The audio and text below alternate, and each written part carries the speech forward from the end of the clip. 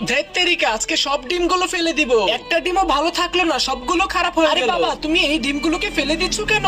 কি করব তাহলে? এই ডিমের ভিতরে বাচ্চা জন্মেছে, ডিমগুলো তো খেতে পারবো না, তাই ফেলে দিয়েছি। আরে এই ডিমগুলোকে মা যদি ভালো করে রান্না করে তাহলে চেটেপটে খাবে। দরকার নেই আমার এইসব ফালতু ডিম খাওয়ার, আর তোদেরও খেতে হবে না, তাই আমি এগুলো ফেলে দিয়েছি। আর বেশি কথা না বলে চলো চলো বাসা চলে যাও। আমি একটু বাহিরে কাজে গেলাম, বাবা চলে গেছে, যাক আমি আর মা মিলে এগুলোকে মজা করে রান্না করে খাবো। বন্ধুরা, তোমরা যদি তোমার মাকে ভালোবাসো ভিডিওতে লাইক করে চ্যানেলটিকে সাবস্ক্রাইব করে দাও এবং কমেন্টে তোমাদের নামটি লিখে দাও। বন্ধুরা, আমার ছোট্ট একটি মেয়ে ডিম সহ ডিমের বাচ্চাগুলো নিয়ে এসেছে, বলতেছে এগুলো মজা করে রান্না করতে। তাই এগুলোকে ফার্স্টে আমি ধুয়ে নিয়েছি, তারপরে একে একে সকল মশলাগুলো ঢেলে সেই ডিমগুলোকে আমি এগুলোর উপরে দিয়ে দিলাম। এরপরে ডিমগুলো ভালো করে সিদ্ধ করে নেওয়া হবে। সিদ্ধ করা হয়ে গেলে ডিমগুলোর খোসাগুলো ভালো করে ছাড়িয়ে নিতে হবে। এরপরে এই ডিমগুলোর উপর ময়দা ছড়িয়ে নিতে হবে। ময়দাগুলো ভালো করে মিশিয়ে তেলে ছেড়ে দিতে হবে। তেলে ভালো করে একটু ভেজে নিলে হয়ে যাবে রেডি।